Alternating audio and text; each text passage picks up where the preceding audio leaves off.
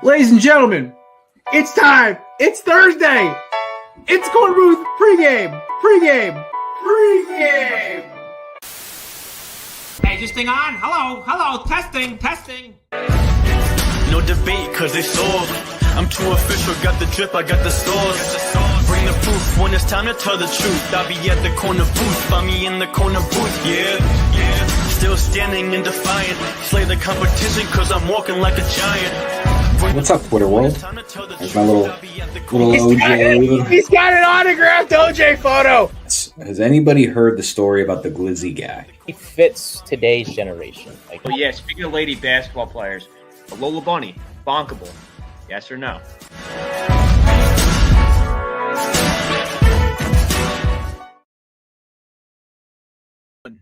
Welcome to the Korner Booth podcast and the Korner Booth pregame. I am your host, Mr. Jared Clem.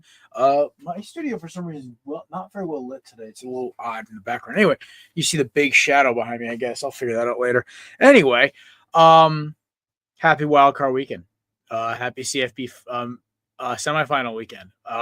Crazily loaded weekend. And honestly, my Hurricanes still found a way to get into the headlines.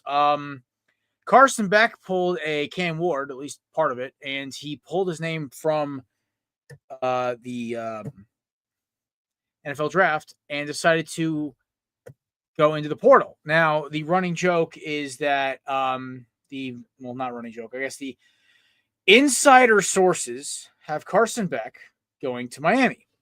There's three reasons for that. One, Miami's got a buttload of NIL. Reason two, they need a quarterback. And reason three, his girlfriend goes there, plays basketball there. So if you wanted my hedge on bets, that's the leader, followed by Ohio State, then Texas Tech. Don't understand the Texas Tech connection, but I guess the oil money. So whatever. Anyway, big show today. Also kind of a sad show. Today is Chris's final day. He is muscling through a migraine right now. Tough kid. No guests. 24 people were busy. It's okay. We don't need them. We appreciate them. I'm not kidding. I counted this morning. I reached out to 24 people, and every single one except one said no, and one didn't respond. So 24. So it's okay. Listen, I've done shows by myself. I've done shows with just one person. I've done shows with 8 people. It doesn't really matter. We're going to have a good time today. We got a lot of football to talk about and a lot of headlines. Joining us is the guest of honor in his final Korner Booth appearance for a while. Ladies and gentlemen, the Philly comedian, Chris Lipoff. Yo, what's up? How you doing there, big guy? Good, man. We got a good game rolling tonight, so excited. Yeah. I got friends in both parties, so I don't know who to root for. They'll probably find out. I will tell you when we start who I'm rooting for, and you'll only hear me say this once, and I will never say it again. I refuse. I know. I feel like I know who you're picking. I think I'm leaning the same way. I think a play of a certain position, 2 positions, is going to be the difference in tonight's game. Anyway, also joining us in and out tonight, the man, the myth, the legend, host of 3rd and 10 podcast, and our producer extraordinaire, rabid Giants fan. Happy the season's over. Nate Wynn. What's up, boss? What's up, Chris? Hope you guys are doing well. Happy Thursday to y'all. You're all decked out in Giants gear. Yeah, you guys recorded today, didn't you? Yes, we did. It was a fun episode. It was mostly just covering the wildcard matchups like we're going to do right now here at the Korner Booth. And like you mentioned, Jerry, I'm excited the season's over. I'm excited for April. I will say Carson Beck to Miami was a bit of a sort of surprise. It's not official yet. That's true. If he does go to Miami, I wouldn't be too surprised, I would say. Since you mentioned his girlfriend does go there. I can't remember which Cavender twin he dates, if it's Haley or me too. It's difficult, man. Like one dates Jake Ferguson, oh hello ghost, and one dates Carson Beck. Now, yeah. I also am a firm believer that Carson Beck was killed by his Georgia career was killed by 3 things. Inconsistent O-line play, the disappearance of Trevor Etienne, and the fact that their wide receivers were basically a mid-tier ACC team level. I didn't realize we didn't realize how much it would drop off, but it dropped off. So, going to Miami next year is going to get JoJo Trader, CJ Daniels, and I believe one more. The kid out of USC apparently is leaning towards going there. The brothers, I can't remember their names. Anyway, That's a good 4-man receiving core. Their team, I guess, one of the best friends of teammates are already committed to Miami, so it's kind of a good shot. I don't know. Listen, if Mario can kill it and reload up after how good our season started and not do what we did in 2018, because 2017 and 2024 are very similar seasons for Miami Hurricanes football. It's almost eerie. Starts off hot, a lot of close games, Heisman play out of the quarterback. The only difference is our quarterback didn't drop off at the end like it did in 2017 with Malik Rozier, but that's a whole different game. Anyway, Chris, buddy, I'm going to ask you right off the bat quick. Your Tigers are obviously getting their team, players actually through recruiting. Does this make does Carson Beck possibly going to Miami? Does this make this kind of like, okay, reload for round 2? Or is this kind of like, okay, this might be a little more of a shake and a prayer? I think a little bit of both. I know he's not favored because of his gameplay. But I think you guys are at least trying. You know what you got. You still got guys. I also think with him and I think with viewers, they're offering a couple million because they're not the best quarterbacks, but they're still proven to be playing at top level programs. So I wouldn't call it the worst thing. It is a distraction though that his girlfriend goes there. So I get the links. What a good woman can do good things. A good woman can do good things for you. Yeah. He's a grown man. I mean, he's 23 years old, man. At this point, I don't care. Just go out there and throw the ball around. We need a 1-year rental out of you because we got Josh Nickel. That's what all the money is. He won the state championship in Georgia. He's our best quarterback we've recruited, I think, since God, we're going back to 2004, 2005. He won the state championship in Georgia. Hell of a quarterback. Problem is he's raw as hell. Let's go be successful with Carson Beck if we can get him. Great. I love it. And then go to some homegrown talent finally instead of getting mercenaries every damn year. So, but I'm all for it. Everyone knows move. I do. It's a bold move, and I love it. Listen, Mario knows he's good. If he's gonna, this team is still stacked. There's still a lot of guys. They lost a lot of players that were kind of in betweeners. They have a loaded recruiting class coming in. They have a loaded freshman class who just got there, and they have a decent. They loaded their secondary up in the portal already with 3 guys coming out. One, the number 1 safety out of Jackson State. I think it was Emmanuel Kearney coming out of Arizona, and then the kid out of Michigan State, whose name escapes me. He's number 0 though, and that's not bad, honestly. And that was their biggest problem with the secondary. Mark Fletcher is coming back. They're also getting Jordan Lyle back, and they also have Elijah Lofton, and they just got the tight end from Tulane. I'll say this though, making that move, it just proves that you're not willing to wait. You still, know, you got a winning program. Mm-hmm. And you still, like you said, you still have guys, even though you lost some guys. But like I said, it's just that's how college is. It's the next class is next man up. So Miami's 2 bad drives from being undefeated and going into the play and going to the ACE championship. Exactly, dude. I mean, you've been talking all year about the defense too. You just, get some. Listen, when their defensive coordinator got fired, I was dancing to the theme song from Knuckles. I was like, yes, we. I see Sonic 3, dude. Dude, Knuckles is my spirit animal. Yeah, dude. I'm a Sonic. I was a big Sonic fan growing up, so big. Lot of ties to. I mean, the big hands, big shoulders jokes could be made about me, but also I'm I'm a child, so I'm probably it's so funny. I happened to stumble upon it on Paramount. I'm like, I need something to watch while I'm doing stuff. You gotta watch it, dude. I watched both of them. They were hilarious. Yeah, they're awesome. Yeah. And then I had to do a bunch of stuff prepping for my buddy's bachelor party. I'm cooking carnitas out of 6 pounds of pork loin. Slow cooking it. I basically seasoned it over 24 hours in my hot sauce blend, mixed with spices, took it out, dropped it in the crock pot, made a homemade Chipotle brown sugar sauce, and threw that on top of it. Let it slow cook for 9 hours. Fall off the bone. Put on some sandwiches, some sliced red onions, some cheese, and a little bit of salsa. Mint. A good bang for your buck there. Yeah. Pork loins are cheap as hell too. Feeding nine very large gentlemen. So I think the smallest one actually is Kevin. So Get some big boys. We got some big boys hanging out. So it's good. Big cats. But yeah, I like the move.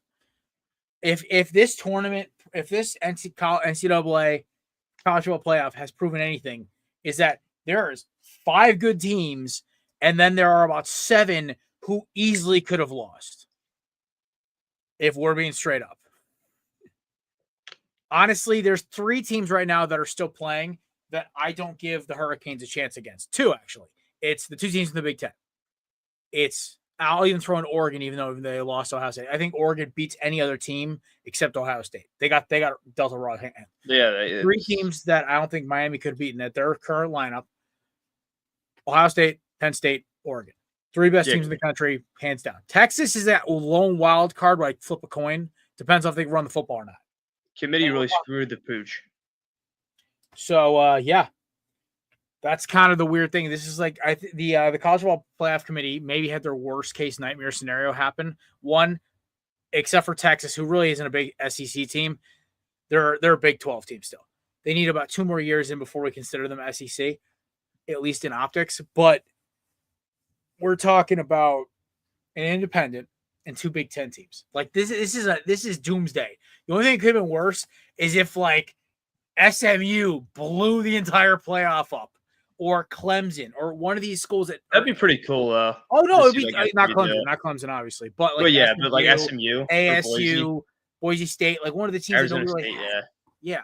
So I think this is the second worst case scenario for the CFP committee. I love that they're squirming and scrambling because the arrogance and just like, oh, we can't get it wrong when they made the decision to leave out. I'm only going to say Miami, even though they lost. Miami would have rolled Iowa State if they played Cam Ward next the entire game and Jacoby George. If they played all their starters, they would have rolled Iowa State by 30. The problem is, dude, the problem is we put in our backups and we couldn't score. Anyway, enough of that. We do have a college game tonight. Takes off in 15 minutes. So it is actually the first play of our 6-pack. We won't even be able to crack this one only because it is so early.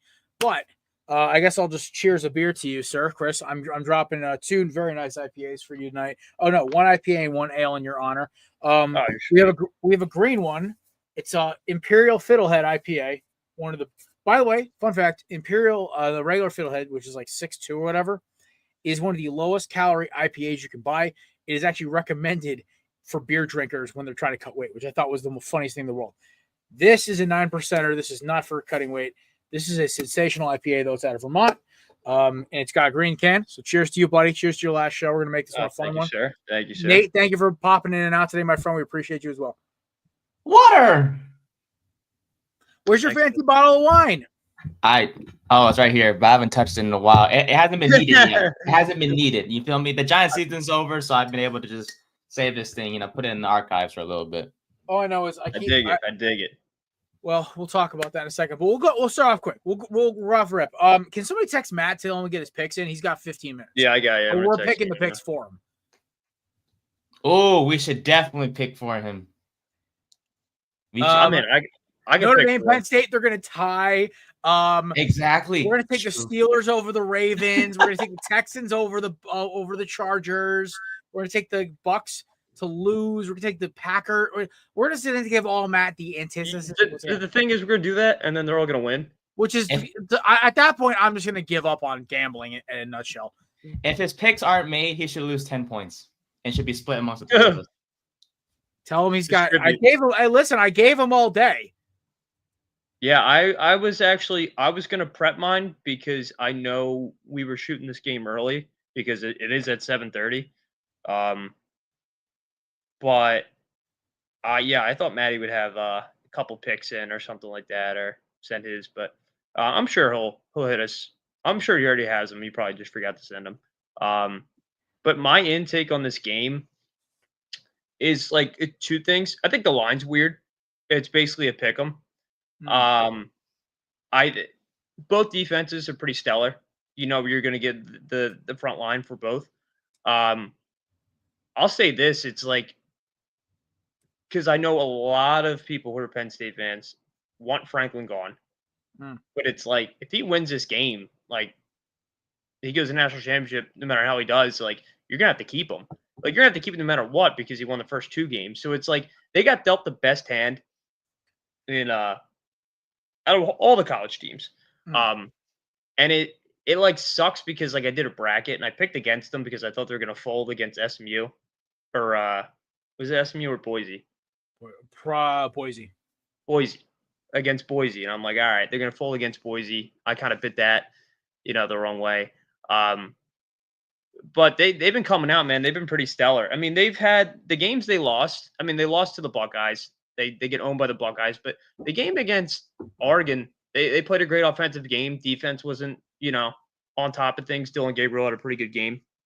Aller's the real deal. I don't think he's insane. Like he's not NFL material, but he's a good college quarterback. So I'm glad he's staying there for another year.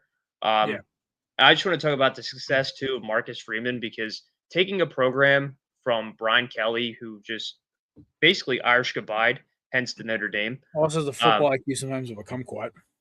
Yeah, basically. So I mean, as a Tiger fan, I got the bad end of that. I still don't like the guy. I can tell you to this day, but Marcus Freeman has been an unbelievable coach. He's been a player's coach, and he's been a coach of like, I always got your back no matter what. So it's hard to not root for him.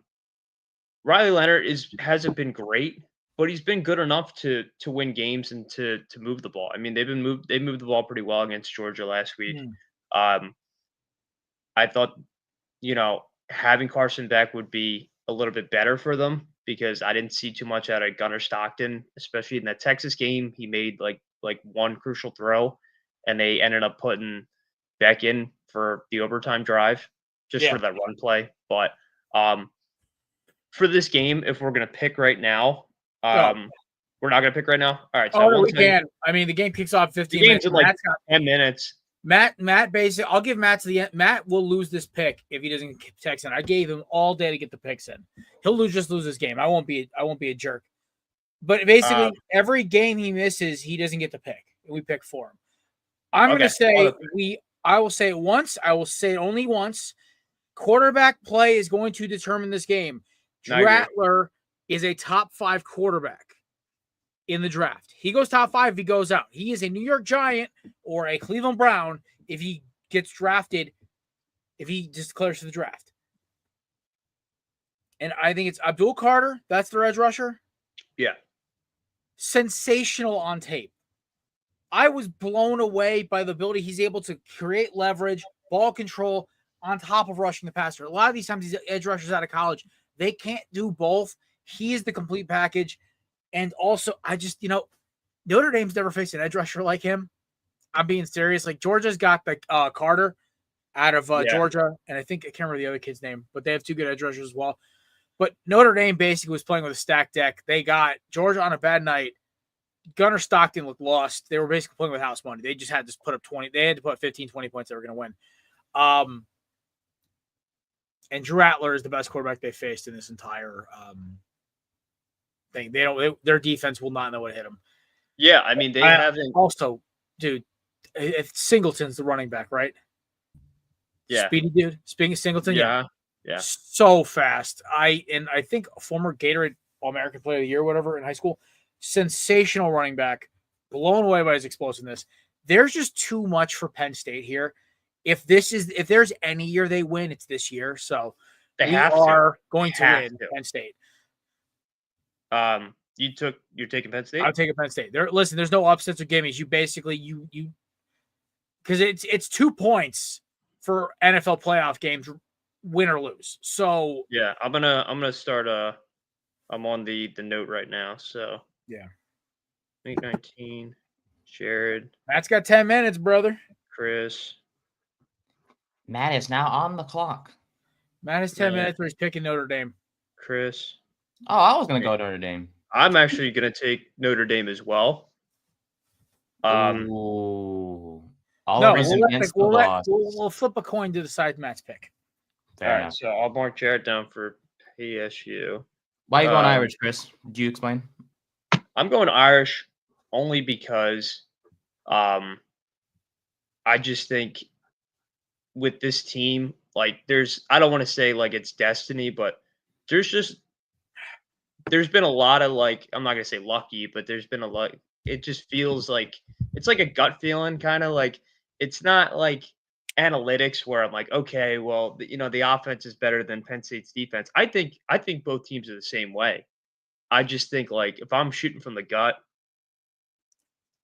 for some reason I'm just saying Notre Dame tonight, and so in 3 hours I could be wrong, but I have a buddy who is a diehard Notre Dame fan, and when LSU has been at their worst and had been at the worst for like the past, couple years now, he's been Tiger high with me. So, his family actually, majority of them went to Penn State, and him and I think like his uncle were like the only Notre Dame fan in their family. So, I told him I'm rooting for him tonight.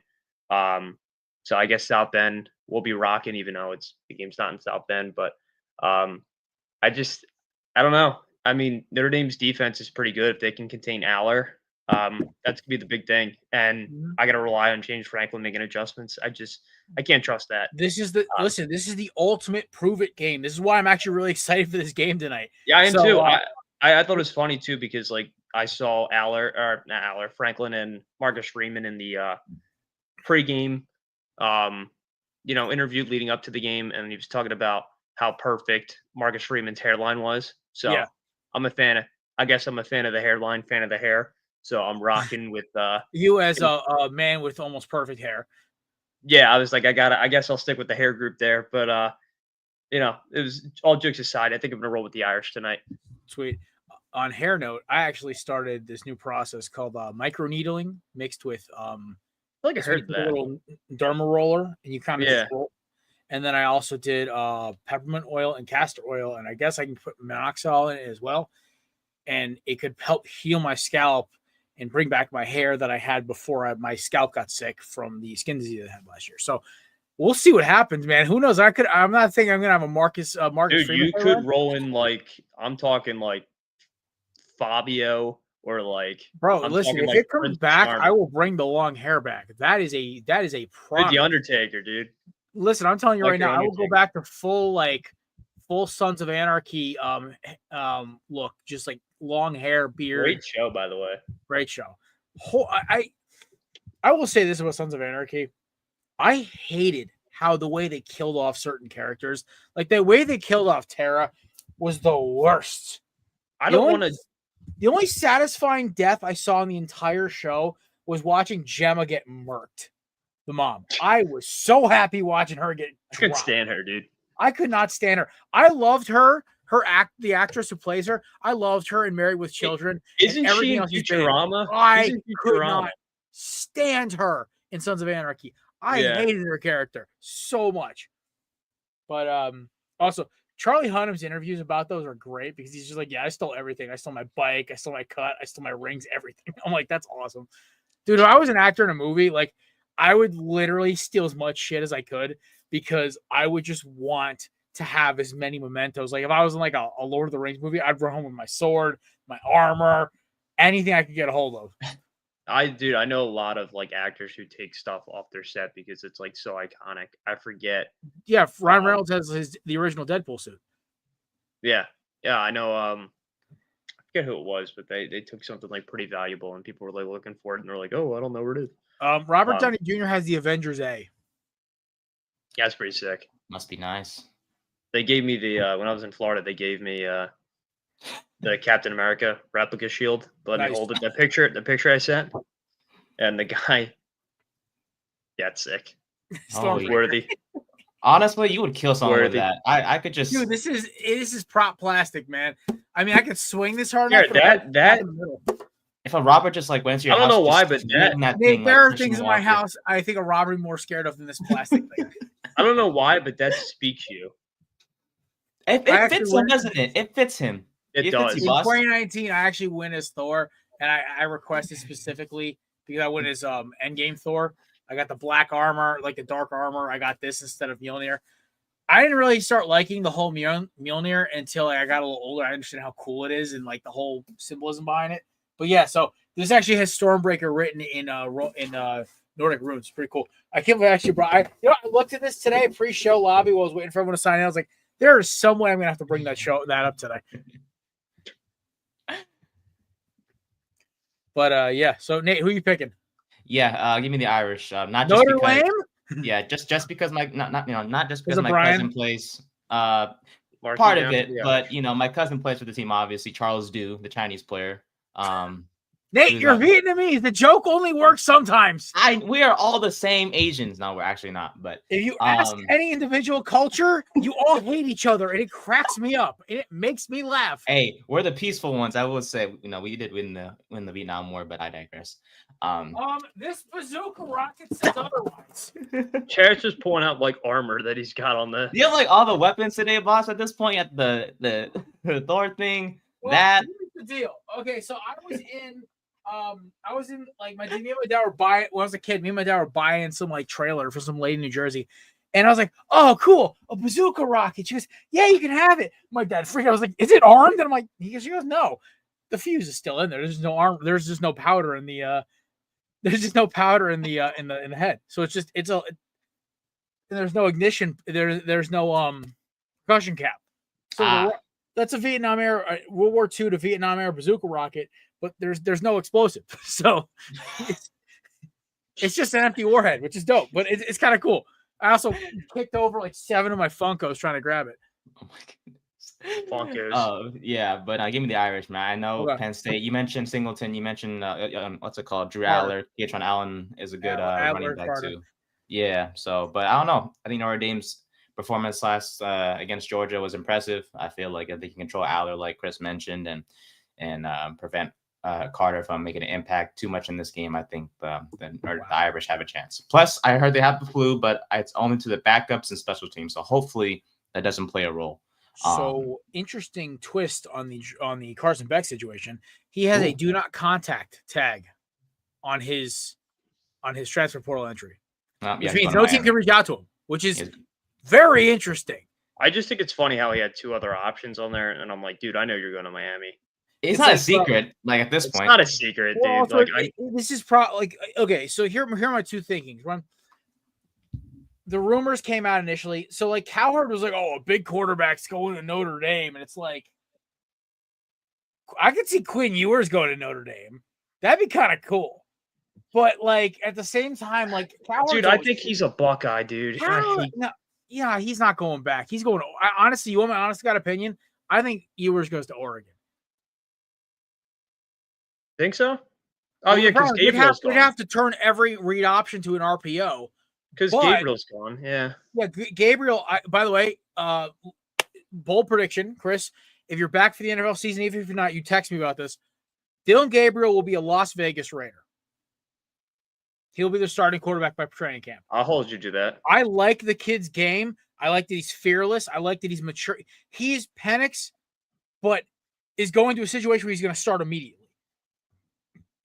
Because he'll beat out football AOC and he'll beat out Gardner Minshew and Desmond Ridder. Beat them all. Listen, not the AOC throws a mean pick 6. Shout out like the hoo-ha who ran for VP, whatever his name was, Timmy something.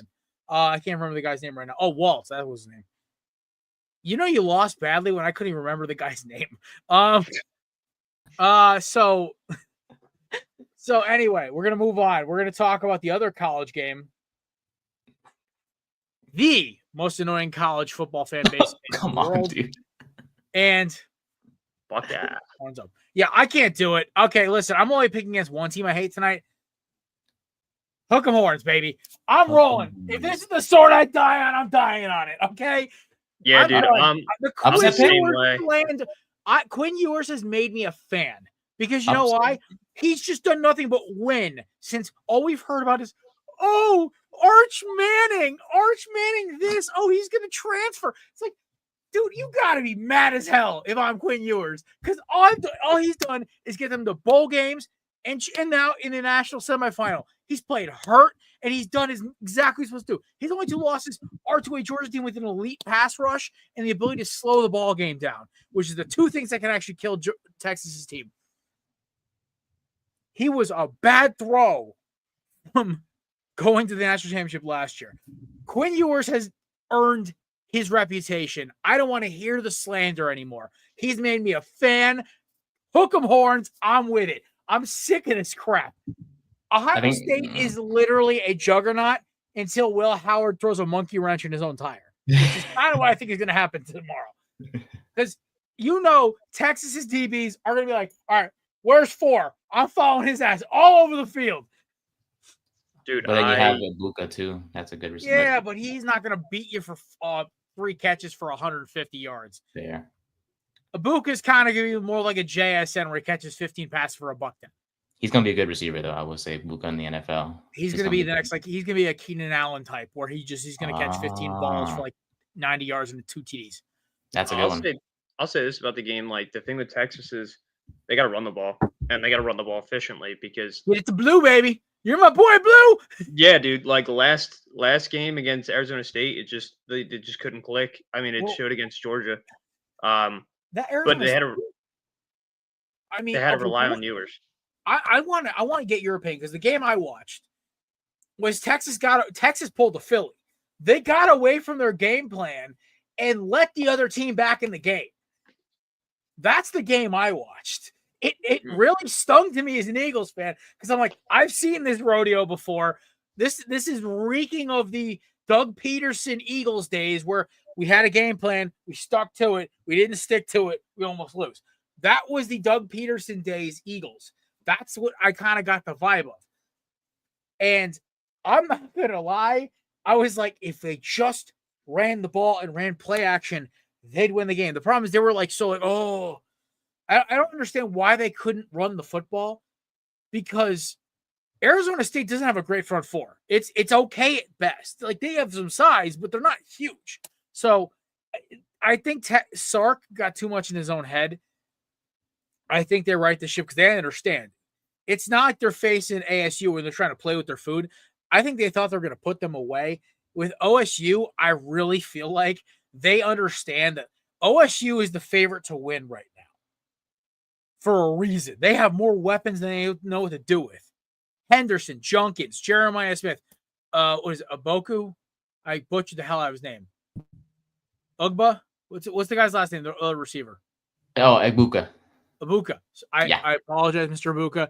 I am really trying here. I'm not great at pronunciations. Anyway, Ibuka, Smith, Henderson, Junkins.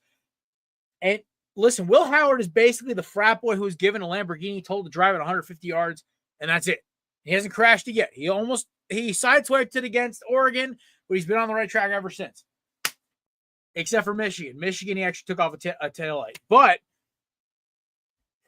that $21 million offense is still there. And Jack Sawyer and that defense are very good. But I am telling you right now, Texas and Quinn Ewers are a man on a mission.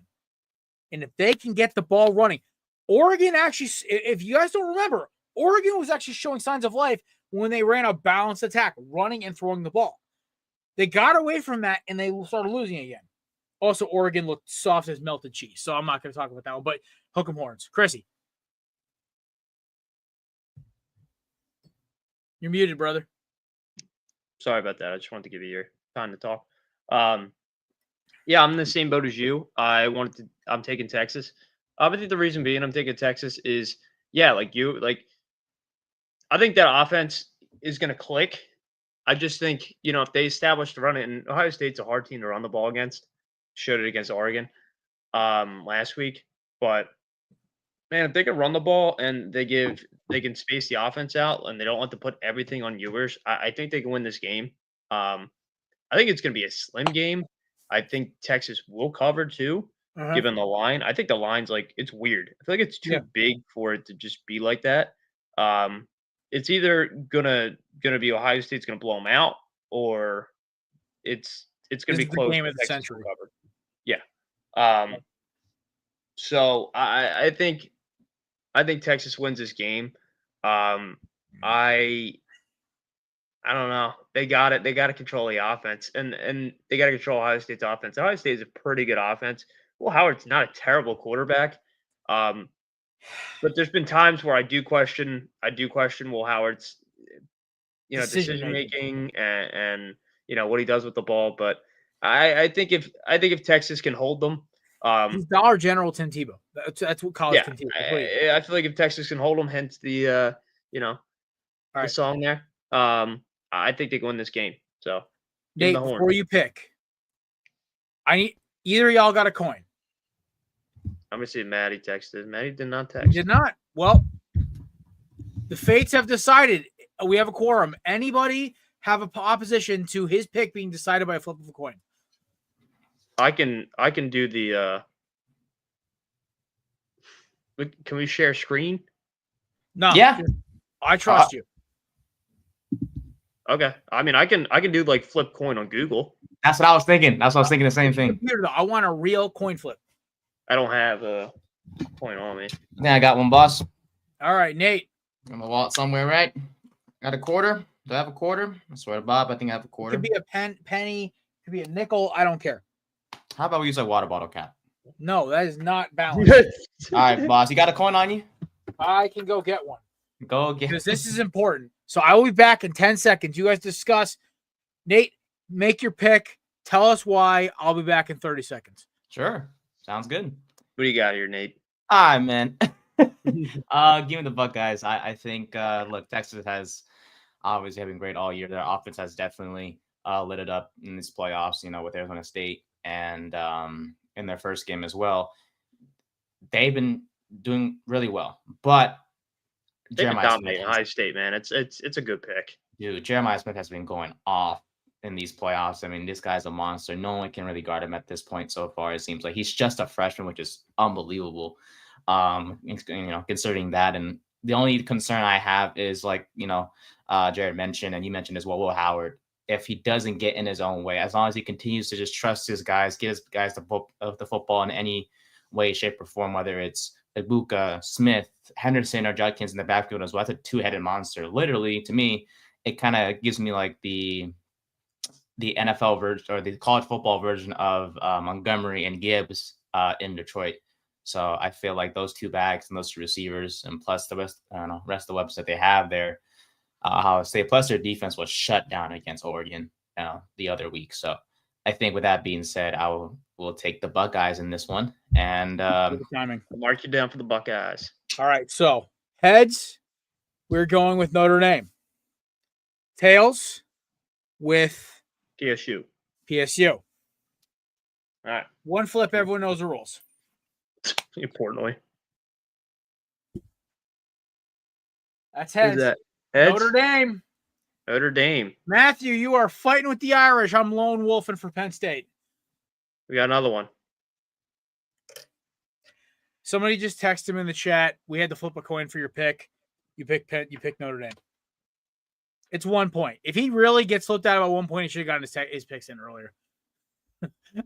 That's all I can say. I just texted the chat. Tell him we flipped a coin just so he doesn't think we just picked for him. All right. Flip the coin. On to the fun league, the no fun league. We're starting with the early Saturday games. I'm going to make this real simple. Well, who does he have with Texas and he can let us know by tomorrow. Okay. Oh yeah, because that game is tomorrow. Game is kick off till 7:30 tomorrow. I'll be at the bachelor party, but then I'll just need one of us just to put in the chat. Anyway. Yeah, I can. Here we go. If there ever was a wounded duck walking into the playoffs, it is the Houston Texans. And what I meant to joke with Hector with this is I didn't say it as haha, you guys got the Saturday game before 30. My meaning with that was every year. Every year, dude, they've had it. I can remember the Texans making the playoffs. Dude, they've had it 7 times in the past decade. I'm like, you couldn't hook these guys up with a Saturday night game on that JJ Watt team. Was the starting quarterback? They won that one though. It was crazy, dude. It's unreal. Yeah, I remember Travis Scott running out when they got whooped 21-0 or whatever in the first half against, I think it was Baltimore. Dude, I remember all of it. So,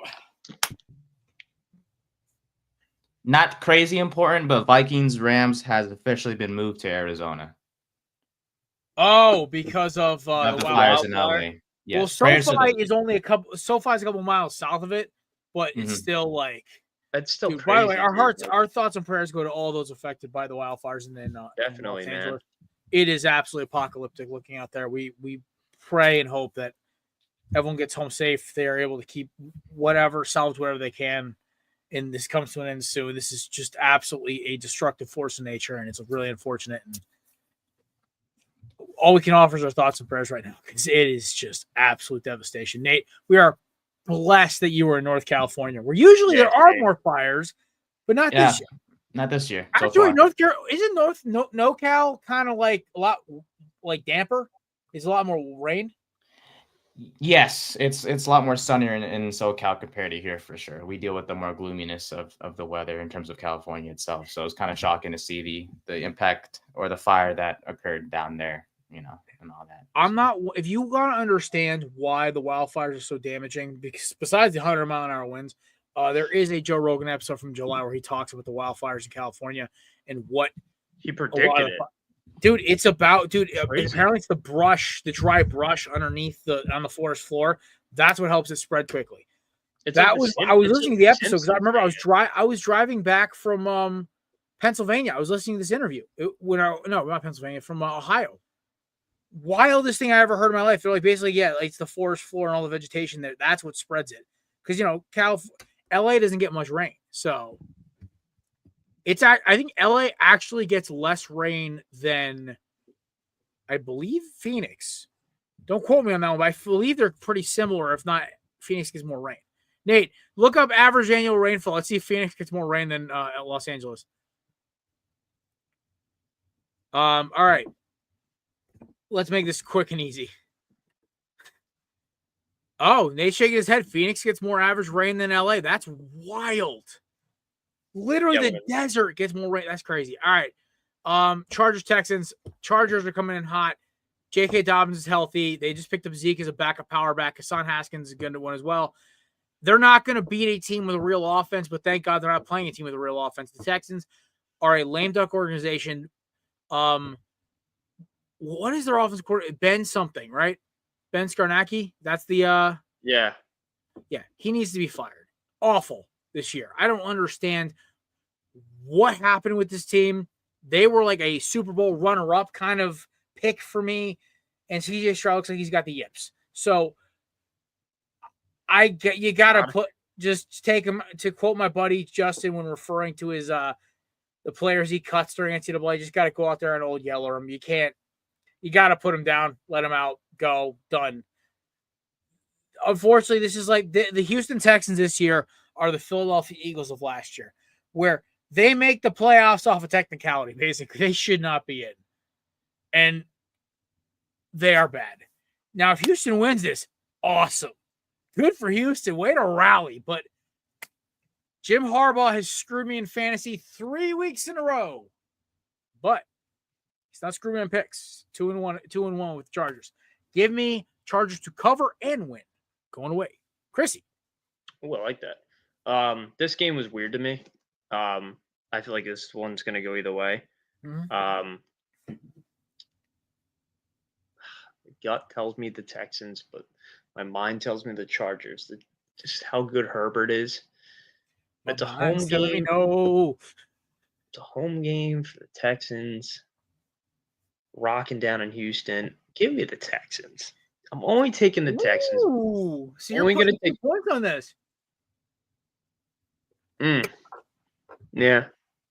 Yeah, I'm going to take the Texans because I'm not going to say Stroud has it all together, but I think he has a good enough game where he can have, pretty decent game. Like, I think his numbers without Nico Collins just shows. Hopefully they could run the ball. Chargers coming in with a good defense.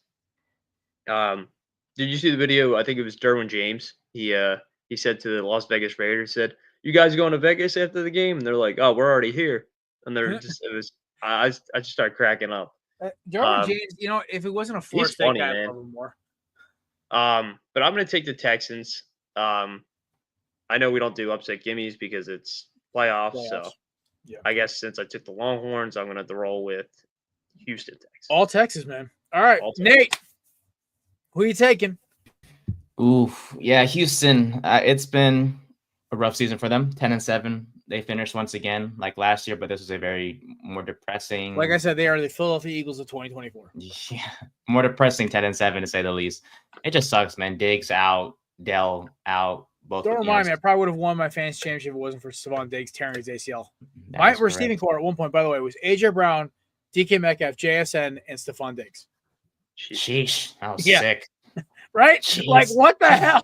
Yeah, you got some Between guys. that and Jalen Hurts getting knocked out by Frankie Louvu, I was like, all right, I'm done. Oh, and Zach Moss breaking his neck. Like, what?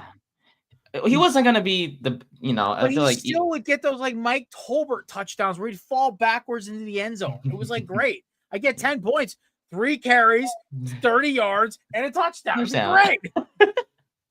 Well, Chase Brown definitely stepped up for Cincinnati, but Chase Brown's been awesome.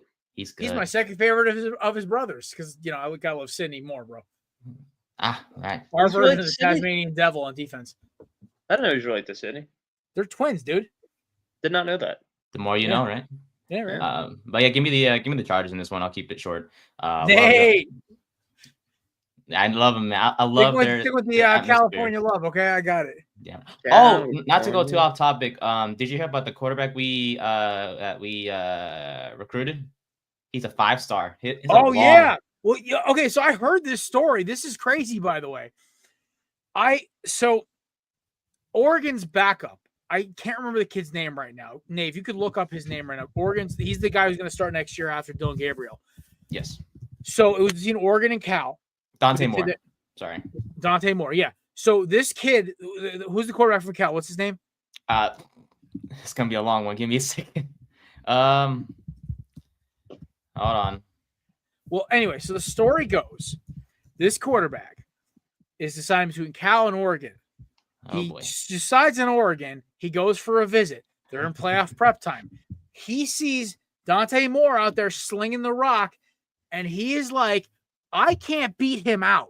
This is a legit journalistic report from 3 different sources. I was watching this on a radio show the other day. I couldn't believe it. The kid walks in, sees that he's not going to beat out Dante Moore, wants to start as a freshman, flips to Cal. Because he will start next year in Cal. Damn right. I tell you right now, Nate, y'all will probably win 6 to 7 games next year. That's fine with me. Mr. Jaron, holy crap. Jaron Kiwi Sagabatului. I don't fudging know, but look, he's a 5-star. We have had a 5-star since 2016. And I don't care if we win 6 games, 7 games. We got a dang 5-star, man. I'm telling you. As long as you keep him happy for 3.5, 4 years, whatever.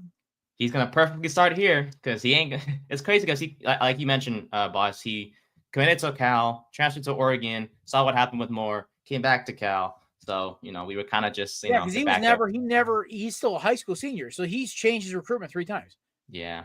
We were his second option all along, I guess, Hey, listen, sometimes your second option is the one that works, kids. Don't worry. It's okay. Oh, that applies for everything. It does. A plan B. No. One more time, Chris. No. Chris's penalty box is presented by the amazing people at Righteous Film Beef Jerky. Promo code BELLYUP for 15% off at checkout. Now available in Stop and Shop. Mind blown. Good for you, Righteous Felon.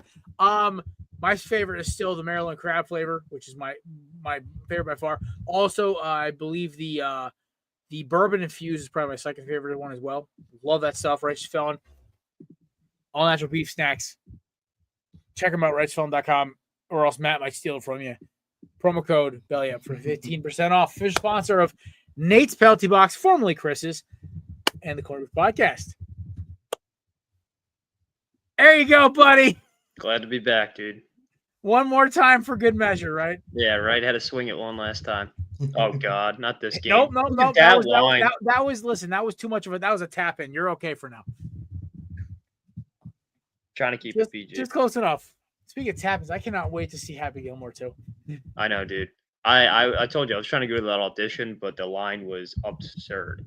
Oh, I guarantee. You were gonna try out? Yeah, I was gonna. As an extra, yeah. Yeah. Oh, that's pretty dope.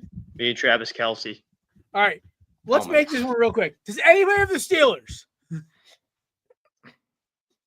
It's okay if you say no, because I don't either. This is the other version of what the hell happened. They lost to Philly, and their entire season is unraveled.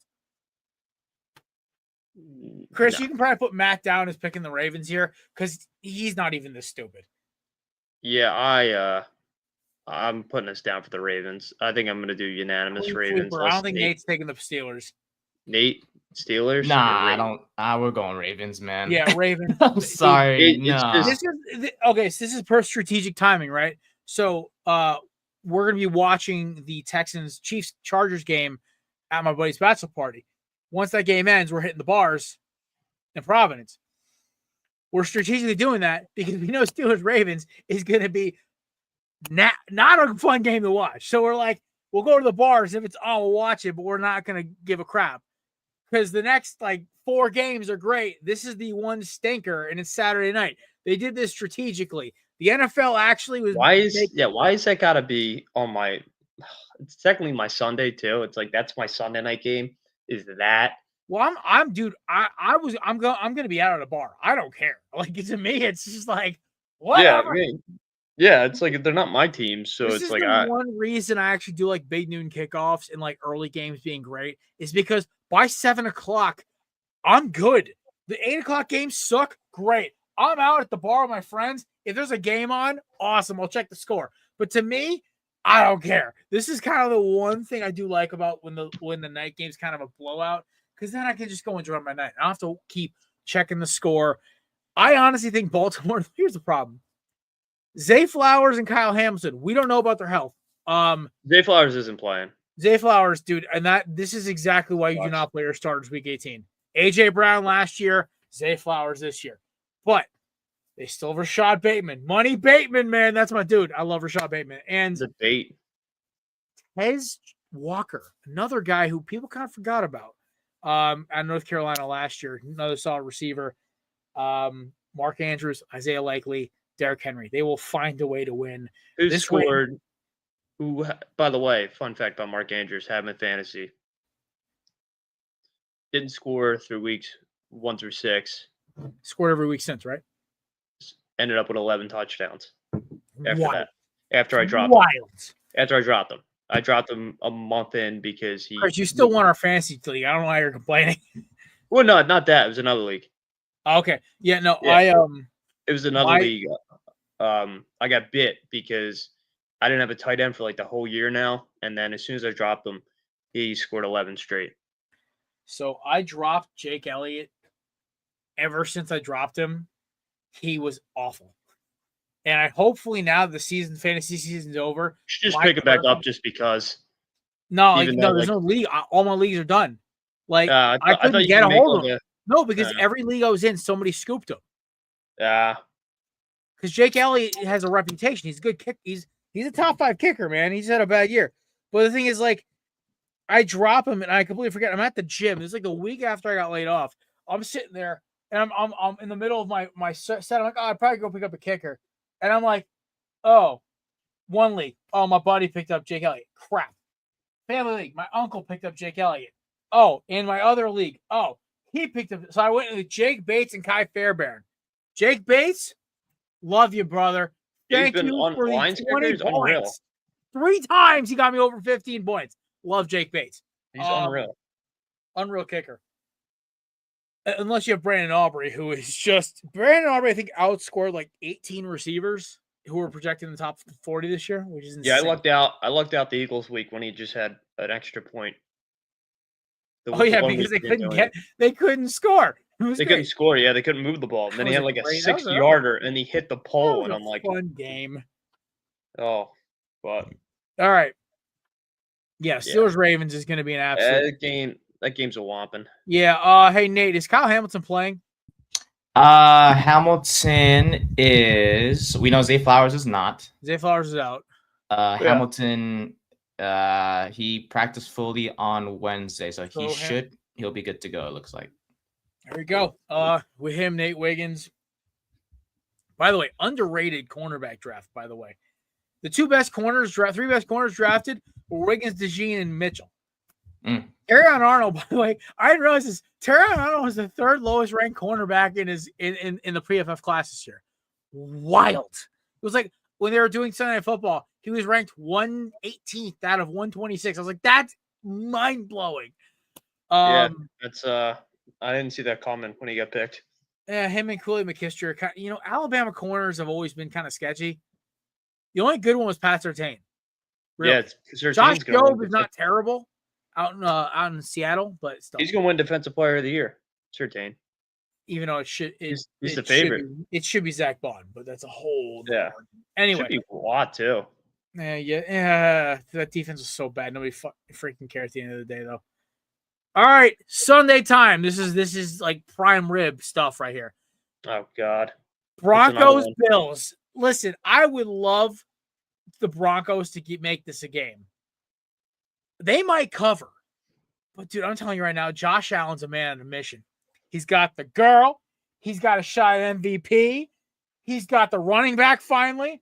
And he's got three receivers he can count on in Cooper, Keon Coleman, and Khalil Shakir. Should I save it? Like who's picking the Broncos? Yeah. Because yeah, it's another long spread. Fellas, nobody circles the wagons like the Buffalo Bills. They're a good team, man. You are the reason why my bets keep hitting because Josh Allen is motivated by your beauty. Congrats, Haley. You picked the winner. I'm putting all Maddie's picks in parentheses, so I'm going to put them as like mock picks besides Notre Dame. When he's like, well, I didn't pick that. It's like, well, hey, buddy, we gave you all day to pick them, brother. I love you, man, but rules is rules. This is what we needed. The six-pack was mock picks because it could all come back.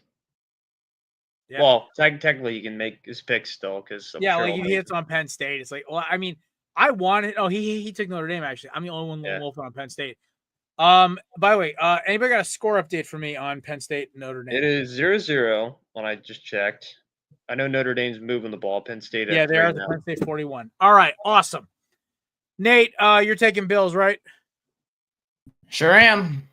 Love that. I love that guy. He's so good. Josh Allen, dang it. So good. New York.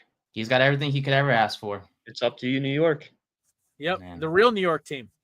Yeah, that actually plays in New York. That's my joke because the Giants haven't played in New York since like the 40s. So, all right, moving to the 4-o'clocker.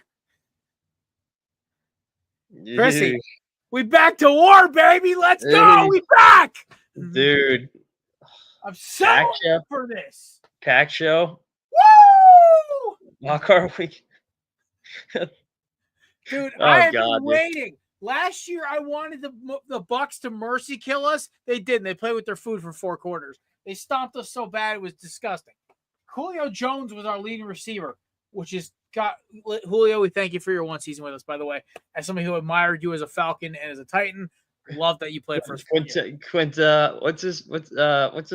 Julio's first name? I think it's like I can't remember something. Quintez. Cortez Jones. Yeah, whatever. Taurus. Yeah. Julio, love you. Different Eagles squad. Jalen's playing, full participant. Second day of practice. Up. Healthy A.J. Brown. Healthy Devontae Smith. Healthy Jahan Dotson. And on top of that, we got a healthy defense. God bless the Eagles. God bless America. Go Birds! I'm so ready for this right now. Yeah, I'm stoked, 2017, 2022 vibes back. Woo! Chris? I love this game a lot. I know people were like, oh, the Packers coming in. Like, Packers are a really good team. I'm not going to discredit what the Packers done. They're a really good team. I just say we're winning. I'm not guaranteeing a score. Yeah, I'm not guaranteeing. Like I said, I didn't guarantee anything. I didn't say anything like, oh, we're going to smoke them. They're going to smoke us. But it's going to be a good game. I think it's going to be one of the better games throughout the weekend. I don't know how the Commanders are a primetime game over this, but I'm not going to question it. I will tell you why in about 30 seconds, but continue. But, I think if the defense has a good game, I think the Eagles can win this game. So I'm going to take the Eagles, obviously, for obvious reasons. From Philadelphia, Philly native, ride or die. no matter what happens to this team. So give me the Birds. I guess I'll put Matty down for the Eagles too. I'm just gonna put, like I said, I'm just gonna put parentheses for his things, call them mock picks. Well, he just texted in the chat. He goes, "I guess I'm going with the Irish." Yeah. But Nate's up. Oh, here he is. All right, Matt's official pick. Sorry, Nate. Didn't mean to cut you off. Yeah, you're okay. You're good. Matt is sticking with Notre Dame. He's not going to try to fight it. Taking Chargers, Ravens, Bills, Eagles, Bucks, Texas. Okay, I told him there's no upset. Yeah, it's funny. I have all this. Just ignore that.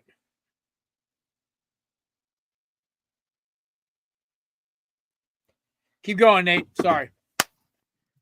Yeah, give me the Birds. Look, I mean, the Eagles beat him in week 1. I know it's week 1 and it was in Brazil, blah, blah, blah. But look, man, Saquon's I hate saying it. He's been really, really good for you guys. I miss him sometimes. And look, when you guys are fully healthy, there's no stopping you. Plus, your defense is fun to watch. I always like seeing Cooper DeJean. You want some whack quarterbacks? Where they at? DJ, my love-hate relationship with him continues. Yeah, he's someone that frustrates you here and there, I feel like. And then also the exciting whites. Reed Blankenship. It's Cooper DeJean. It's so funny, man. I love watching them, honestly. So give me the Eagles. And also the best rookie cornerback in the damn league. That'd be Quinyon Mitchell. He's good. From Toledo. And also, by the way, this man is going to be top 5 in sacks next year. That is Nolan Smith. Unbelievable second half of this game. I'm telling you right, I will put $100 on it right now. 100 smacks. He is top 5 in the league in sacks next year because that kid is phenomenal. Big Nolan Smith guy. Damn. Dude, because he's so explosive and his hand fighting has improved exponentially. By the way, shout out to first time NFL PA All Pro, Jalen Carter, my dog. That's right. Baby Rhino getting that nod for it. I love it. Getting the recognition he deserves. Getting double teamed and held. Every damn play still makes plays. Out goes Fletcher Cox. In comes Jalen Carter. Best so you guys defensive tackle in football. Okay, calm down, buddy. Sexy Dexy do what he does. He does. He gets double team too, sir. He made the All-Pro team too, bottom sir. Feeder team. I got the energy tonight. All right. I feel you, boys. So we're going clean sweep on the Birds. Go Birds! Go Birds. Right.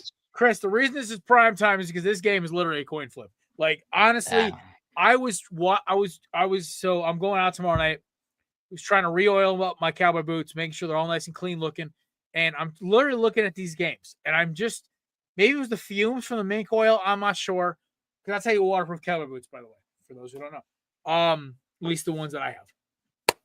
Ariat, best cowboy brand. Anyway, I'm sitting there oiling away, like kind of trying to work the oil into the leather. And I'm trying to look at this game, and I'm like, how am I going to pick this? Because on one hand, the Commanders have been really hot going into the stretch. The other hand, their only a playoff team win they have is the Eagles after they knocked out Jalen Hurts. Give me Mike Evans, his 1,000 yards, Bucky Damn Irving, and the Tampa Bay Baconeers. I want Tampa. So give me Tampa winning here. Matty took the Bucks as well. Noted. Yep. I think for me, I look at two things. Not obviously not really involved in the game, but kind of involved in the game. I look at points. It's stretch time. Like these are the games where like you kind of need the double points to chip into Matty's lead. They barely beat the Commanders last time they played. Correct. I like the Commanders, not a lot, but I like them enough where they could pull off a miracle here. Not a miracle, but I guess upset. The Bucks are a beatable team. They're very hit or miss. Wait, who did the Bucks almost lose to on Sunday? Saints. Yeah, I mean they're a beatable team. They're hit or miss. Their defense is pretty shaky. Yeah. I think the Commanders can win this game. Take a risk and I'll try to gain 2 points on Matt. I'm kind of really leaning this one now. I don't know. Nate, pick. I gotta reevaluate my life decisions. Did you not put the stand? I put the stand-ins into a factor with all these picks tonight, man. I just picked on what I wanted. I didn't give a shit what. We gotta go for it. I mean, if I'm you, man, I roll with the gut. I mean, you tell me the gut. You know what? I'm sticking with the Bucks. Listen, when I go with my gut, I don't usually lose. The problem is the Buccaneers have not beaten a playoff team this year besides Philadelphia, and that was literally when they had to knock our quarterback out and get a zillion penalties to help them win. So Yeah, I'm taking the Commanders because I just know I watched Jaden for 3 years now, college and NFL. I know what he's about. I know he's a baller. I like the Commanders with the upset. I know we're not doing them, but I think the Commanders win. Give me the Commanders. I like them. I really do. I think if there's any team that can kind of pull a quote unquote upset off, I think it's them, honestly. And Daniels has been great all year long, passing the ball, rushing the ball as well, leading the team in rushing, by the way.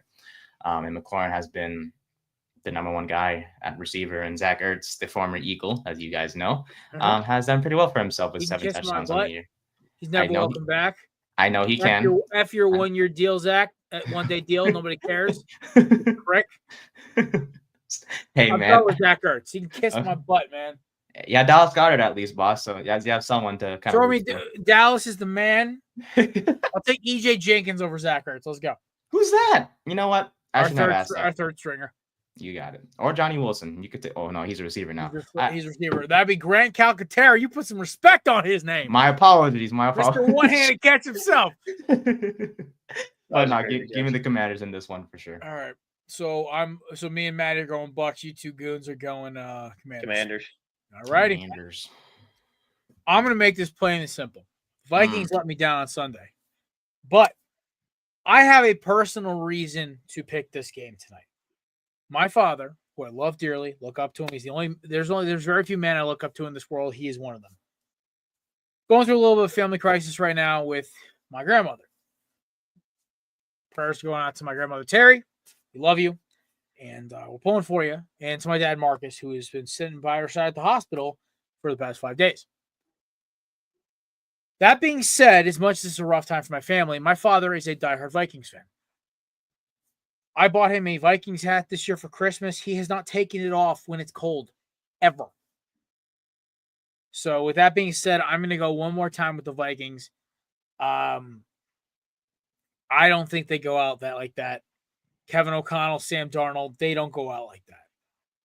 I think the Lions are that good of a team, and the Vikings were just gassed. Also, by the way, the Rams defense is the most hit and miss thing I've seen all damn year. So, a lot of youth there, a lot of inexperience. Also, the displacement of the game moving to Arizona now. That does have an effect. So, all that aside, give me the Vikings here. Skull. Yeah, I think this game is a hit or miss for both teams. I think both offenses are pretty good. I know Darnold's pretty good against the blitz. Not a lot of quarterbacks are. Jettis is unreal. The addition of Aaron Jones has been great. He hasn't been what Aaron Jones was in Green Bay, but he's still been pretty nice, 1,000-yard rusher. Defense has been unreal. They were contented with the Lions last week. They didn't have a good game against the Rams, so they played them in Rams' house. I do like the Rams a lot. I think the Rams could – this is a game where I think the Rams could win. But I think this change of scenery is tough. Rams fans don't really travel. Vikings fans do. They do. It's actually kind of impressive. Chris, have you been to a Vikings-Eagles game before? No, but I've been to a Vikings-Eagles tailgate, and there's been a lot of Vikings fans there. Yeah, they move. It's actually impressive. I've seen Vikings-Giants games. I've driven by them. Actually, no, I have last year. I went. Oh, that's right. You went to the Monday night game against Curdy. Yeah. I see him every year for some reason. But yeah, I want to take the Rams. I do, but I am going to take the Vikings. I just think Marcus. We're doing this for Big Marcus. Let's go. We are, man. Pulling for Big M. Pulling for Grammy. I'm taking the Vikings as well. Give me the Vikings. And it's up to Nate Dogg. Nate Dogg. Rest in peace. To who? The rapper Nate Dogg. I want you to go home and research who the rapper Nate Dogg is. You just offended me a little bit. You're from California. What the hell? All right, after this show, I want you to go look up Nate Dogg. Shake That by Eminem. Literal Regulators by Warren G. Featured on both of them. It was a clear black night. There you go. It's a great Atta song. boy. Nah, give me the Vikings. Pop, we're doing this. Yeah, give me Minnesota, man. I know the Rams and everything, but they haven't been stayed healthy all year long, which I'm sure will play a factor a little bit. And look, this Rams offense, but they get it going, they get it going. I don't think they're gonna get it going though against the Brian Flores defense. Brian Flores defense is just not. It's just like I think Brian Flores is gonna be in the lab like, I'm gonna make something rabbit like something like diabolical because Yeah, it's like a cartoon. he's trying villain. to get a head coaching job and he knows he got embarrassed. Like, dude. All right, that's it for the football games, man. Oh yeah, it is for football games. NFL. Give me a good weekend. I'm excited. I had one more thing I wanted to talk about, and I cannot remember what it was. Chris, you have anything else you want to cover before we go into your send off? Outside of Notre Dame throwing a pick just then. I'm trying to remember what I wanted. There was something I wanted to cover because it was really. So the current projection right now in the NFL draft is the current odds have Cam Ward going number 1 to the Tennessee Titans. God bless. I love it. I've always rooted for the Titans because of Derrick Henry, A.J. Brown, who's now an Eagle, ironically. I think, Chris Johnson, back in the day, Eddie George. Like I've always kind of had a soft spot for Tennessee Titans. Derek Mason back in the day, Steve McNair, Vince Young too, man. Fun as Madden hell cover. to watch. Even when Jeff Fisher screwed up his entire career. Anyway, yeah. big Tennessee Titan stan when my Eagles are not on. Cam Ward going to the Titans is the best case scenario for me. I would love that. The only thing would better be him going to the Raiders, but they managed to screw that up and that AP is fired. 2 bold predictions. I predict that Drew Atler will go to the draft. I think he's going to go because he realizes the quarterback class is this. Cam Ward, Shadur Sanders, Jackson Dart, Dylan Gabriel, and then Jalen Milroe. Some team is going to take Jalen Milroe way too high. Giants. And it's going to be awful. The Broncos did it last year and it worked. They might think it might work for them. I think Dylan Gabriel is going to be this class is Russell Wilson, where he's going to be the kind of the late round sleeper. I love Gabriel's game. He's a winner. He knows how to run. He's mobile. He's got a good arm. I think Gabriel to the Raiders in the second round is the move because I think they're going to take Tate McMillan out of Arizona. So I think they're taking their first round. So they'll go get a weapon to go with Bowers, and then they'll go get McMillan. I'm feeling the Raiders are going to be kind of a sneaky team next year if they do pull this off, but they need to do this right. They need to make sure they execute free agency because they did not this year. But hopefully they get a head coach to figure it out. The NFL draft is going to go like this. I believe the Titans. So, hey, Nate, you got a draft order? Can you get it up for me right now? Yes, sir. Titans, Browns, Giants. You want Patriots. you want the whole top 10? Just top right. We're gonna have a 3 quarterback runoff. We're gonna have the Titans are gonna go Cam Ward. Okay. The Browns are gonna do a coin flip between Shador or Drew Atler. I have a weird feeling they will take Drew Atler, leaving Shador going to the Giants. No quarterbacks will go after that. It'll be Travis Hunter or the kid out of LSU, the tackle, or maybe the edge rusher from Penn State, and maybe the cornerback from Michigan. That's about it. And then you're going to have your ins and outs, your combine players, whatever. Then you're going to get Jackson Dart going in the second round to a team like the Colts and a team like the Raiders grabbing Dylan Gabriel in the early second round. It's going to be interesting. I think this year's quarterback class might be better than last year's because I'm not sold on Caleb Williams. I said Jaden Daniels is the best quarterback by a mile. And we also have a problem now in New England where Joe Milton played very well with backups against the Bills backups. So maybe a team takes a flyer and asks for a trade and has him develop behind their starter. I don't know. this offseason was going to be very interesting to quarterback play. But that was my one take. Love Cam Ward going to the Titans. That makes me very happy. I think he'll fit in very well in that offense with all those weapons. He doesn't need an amazing O-line because he can improvise. Cam Ward to the Titans is like a gift from God. So They need an O-line though, just to keep him safe back there. that's It's what the offseason's for, man. Go find them. They're everywhere. You just got to find the right ones. All right. Chrissy, it is now time, my friend. I promise you this. You are going to give a little – I know we gave a little send-off to you on Thursday. I want to say some words. You, my friend, have been one of the best – you have probably been the best intern we've ever had at Korner Booth. Not only your work ethic, but your comedy chops are unmatched. You don't need – your ability to flip between seriousness and full-on comedy is unmatched. You can play the drunk Philly native as well as you can play the football analyst card. And it's something, honestly, to admire. You have a passion for this game. You have a passion for sports. Honestly, I think podcasting is in your future eventually. I wish you best of luck with your endeavors right now. You have been such an asset to this show, and we really appreciate you coming on. For the last year and a half, 2 years, I did not know what to expect when you came on. Mike said, hey, you have an intern. His name's Chris. He's going to be joining at the end of August. Here's his number. I'm like, great.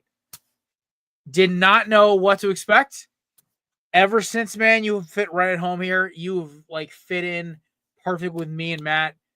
And now Nate. Mason can go collect dust and record his weird TikToks that he posts. Yes, he popped on my feed, by the way. Just really odd. It's him smoking cigarettes and drinks. Whatever the hell's happening in Oklahoma.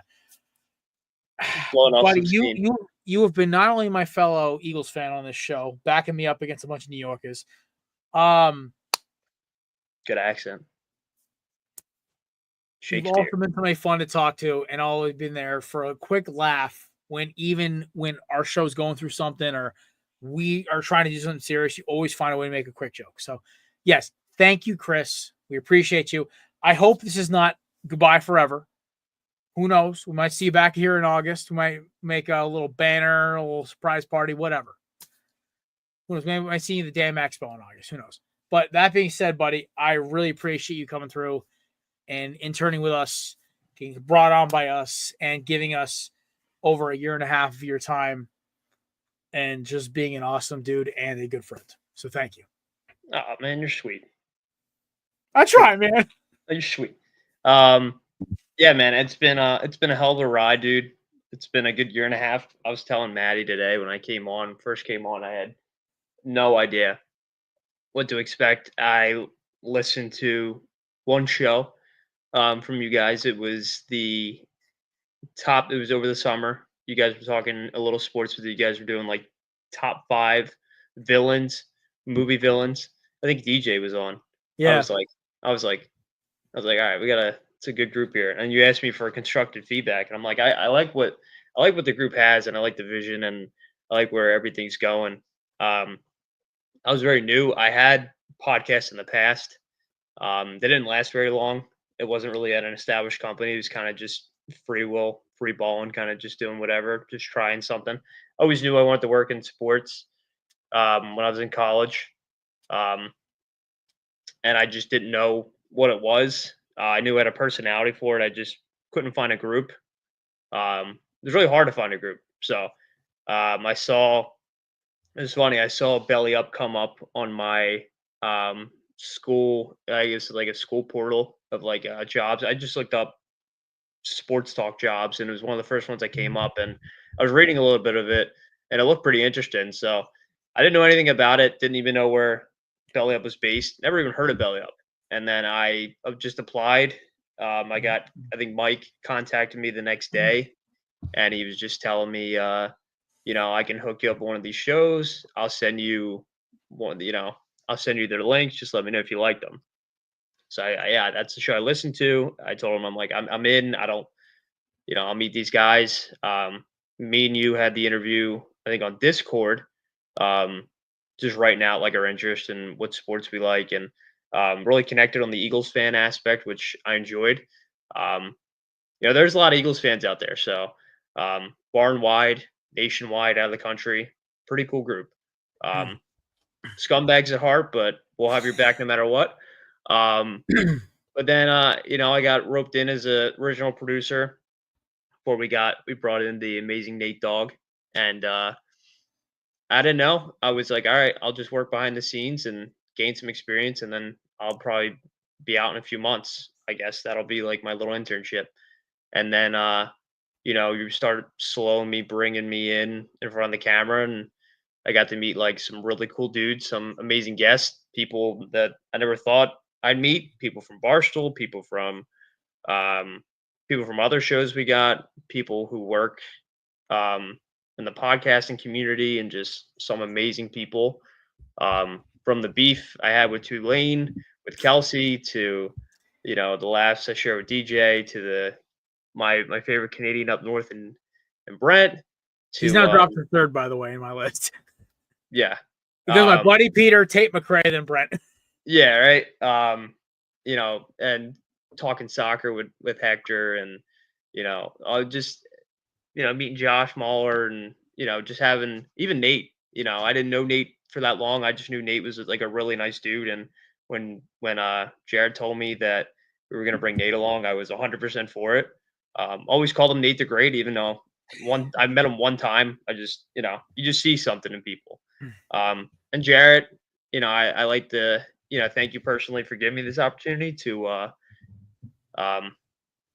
voice my opinions and be just find who I was. I didn't know who I was coming out of college, and you give me the voice that I've been given, man. You got a brother for life in me, and I sent the same thing to Maddie and for Nate and for Dom, even though I didn't get to see Dom. Dom is retired. We was I already put his jersey in the rafters, but even Mason, me and Mason didn't click that much, but he was nice to me. Took a lot for him to get out. But he's been good to me.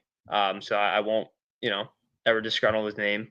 But other than that, I thank everybody at Belly Up and everybody who I've met in the past year and a half, and I got a lot of lifelong connections. So, no matter where this podcast goes, if I come back or I go, I know, it's in the right hands with Jarrett. So I just thank you. No problem, buddy. Well, ladies and gentlemen, I'm sorry for the tears. We appreciate you stopping by. Right now, Penn State is in the red zone. I think they're on the Notre Dame 4. Yeah. We'll be back on Monday, me, Nate, and Matt, for the Korner Booth podcast. Going over what the hell we just witnessed in the last 48 hours, which would be 5 NFL games, 2 college football playoff games, and then we were previewing Monday Night Football, Vikings versus Rams.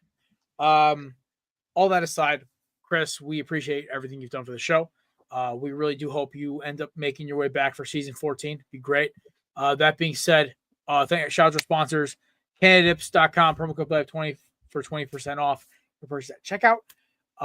Righteous Felon, 15% off your purchase at checkout. And, of course, SeatGeek, official sponsor of the Six Pack, promo code BLAB Sports for $20 off your checkout.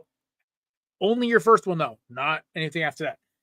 Ladies and gentlemen, that wraps it up for the Korner Booth pregame. I am your host, Jared Klim, for Nate Wynn and Chris Lipoff. We hope you guys have an amazing weekend. Shout out to my father for being an amazing gentleman and a great man, and go Vikings this week. And, we will see you guys on Monday. Enjoy your night and enjoy the football. Peace. Love you guys.